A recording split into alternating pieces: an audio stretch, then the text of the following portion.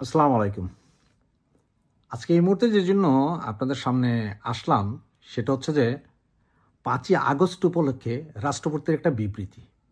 যে বিবৃতিটা নরমালি আগামীকাল হয়তো সবার সামনে আসতে পারত, বা বাংলাদেশ সংবাদ সংস্থা আজকে রাতের 12টা 1 মিনিটে এই বিবৃতিটা বাসসের পেজে দিত। ওখান থেকে বিভিন্ন পত্রপত্রিকা নিয়ে সেই বিবৃতিটা প্রচার করতে, যেটা আমরা ভোরবেলা থেকে হাতে পেতাম। কিন্তু তা না হয়ে 24 ঘন্টা আগেই এই বিবৃতিটা প্রচারিত হয়েছে বিভিন্ন ফেসবুক পেজ, বিভিন্ন ফেসবুকে এবং কিছু ইন্টারন্যাশনাল মিডিয়াতেও। তো এখানে কথাটা হচ্ছে যে দেখেন, রাষ্ট্রপতির যে বিবৃতি সেটাতে দেখা যাচ্ছে যে উনি ডাক্তার ইউনূস, এনসিপি, বিএনপি, জামাত এদের চাইতেও আরো বেশি কড়া ভাষায় শেখ হাসিনাকে সমালোচনা করেছে বলে দেখা যাচ্ছে।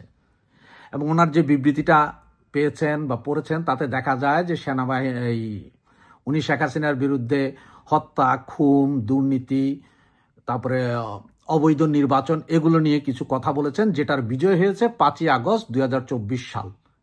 মূল কথার সারমর্ম এটা যে রাষ্ট্রপতি এটা বলেছেন। এখন অনেকে হয়তো চিন্তা করছি রাষ্ট্রপতি কি চোখ উল্টে ফেললেন, রাষ্ট্রপতি কি আওয়ামী লীগ বিরোধী হয়ে গেলেন। তাদের জন্য বলছি, ভাই, বাংলাদেশের কোনো রাষ্ট্রপতি নিজে কোনো কিছুই বলতে পারে না। যখন যে সরকার থাকে সে রাষ্ট্রপতিকে সরকার, মন্ত্রিপরিষদ, বিভাগ ওরা যা লিখে দেয় তাই একজন রাষ্ট্রপতিকে বলতে হয়। এর বাইরে রাষ্ট্রপতির নিজস্ব কোনো ভাষা থাকে না।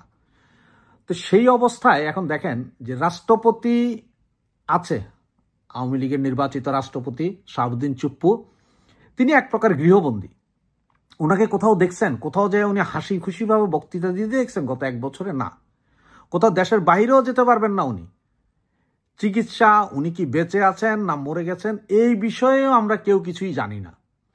সুতরাং এই দখলদার সরকার যেই বিবৃতিটা ওনাকে লিখে দিয়েছেন সেই বিবৃতিটাতেই ওনাকে স্বাক্ষর করতে হবে, এবং এর বাইরে উনি কিছুই বলতে পারবেন না, কারণ এর বাইরে কিছু বললে তো ওনার এটা প্রচার হবে না।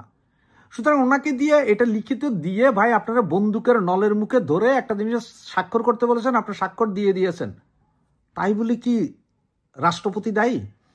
এখন আগামীকাল বা আগামী পরশু শেখ হাসিনা সহ অনেক আওয়ামী লীগ নেতাদের ফাঁসির রায় কার্যকর করার জন্য বলবে, ফাঁসি হয়ে যাবে, ফাঁসির রায় কার্যকর করার জন্য বলবে। এই কাগজপত্র ওনাকে বলবে যে আপনি অ্যাজ এ রাষ্ট্রপতি সাইন দিতে হবে। উনি সাইন দিতে বাধ্য, উনি স্বাক্ষর দিতে বাধ্য। তাহলে দোষটা কি ওনার?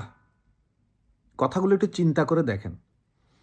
রাষ্ট্রপতি কি বলেছে সেইটা 24 ঘন্টা আগে ছেড়ে দেওয়ার মানে হচ্ছে যে আমার আপনার মধ্যে রাষ্ট্রপতির উপর আরেকটা ঘৃণা জন্মায়। কারণ ওদের টার্গেট এখন যে শেখ হাসিনার পরে এই রাষ্ট্রপতিকে পদত্যাগ করাইতে হবে। এই রাষ্ট্রপতিকে পদত্যাগ করাইলেই ওনাদের বাকি যে বিপ্লব, সেই বিপ্লবের 99% পূর্ণ হবে। এটা আপনাদের বুঝতে হবে যে এখন আওয়ামী লীগ, ছাত্রলীগ, যুবলীগ বা স্বাধীনতাকামী যেসব জনগণ আছে, মুক্তিযুদ্ধ 71 যারা বিশ্বাস করে, তাদের ভিতরে বিভেদ আরো বেশি তৈরি হওয়ার জন্য, যেমন আমরা এখন সেনাপ্রধানকে অনেকে গালাগালি করছি, তেমনি এখন যাতে আমরা রাষ্ট্রপতি চুপ্পুকেও ব্যাপক হারে গালাগালি করি, সেই পরিস্থিতিটা সৃষ্টি করার জন্য 24 ঘন্টা আগে থেকেই রাষ্ট্রপতি কি বলেছেন তা দিয়ে দিয়েছেন।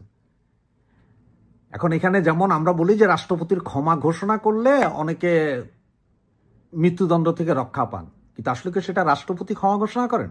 ক্ষমা ঘোষণাটা রাষ্ট্রপতির নামে হয়, কিন্তু সেটা আপনার এই সংসদীয় ব্যবস্থায় প্রধানমন্ত্রী বা মন্ত্রী পরিষদ যেটাকে ইয়েস বলে রাষ্ট্রপতির কাছে পাঠান, রাষ্ট্রপতি সেটা স্বাক্ষর করেন। এবং একটা জিনিস, যে রাষ্ট্রপতি যদি স্বাক্ষর না করেন তাহলে এভাবে সম্ভবত 2বার বা 3বার পাঠানো হয়, এরপরে ওটাকে স্বাক্ষর হয়েছে বলে গণ্য করা হয়। কারণ রাষ্ট্রপতি স্বাক্ষর না করে থাকতে পারেন না। রাষ্ট্রপতির হাতে 2টা কাজ, বিচারপতি নিয়োগ, প্রধানমন্ত্রী নিয়োগ, আর ওই শপথ বাক্য পাঠ করানো। এখন পর্যন্ত যেসব বিচারপতিগুলো নিয়োগ গেছে ওগুলো কি রাষ্ট্রপতি কি ইচ্ছাকৃতভাবে করছে নাকি প্রেসারে পড়ে করেছে? উনি তো প্রেসারে পড়েই করেছে।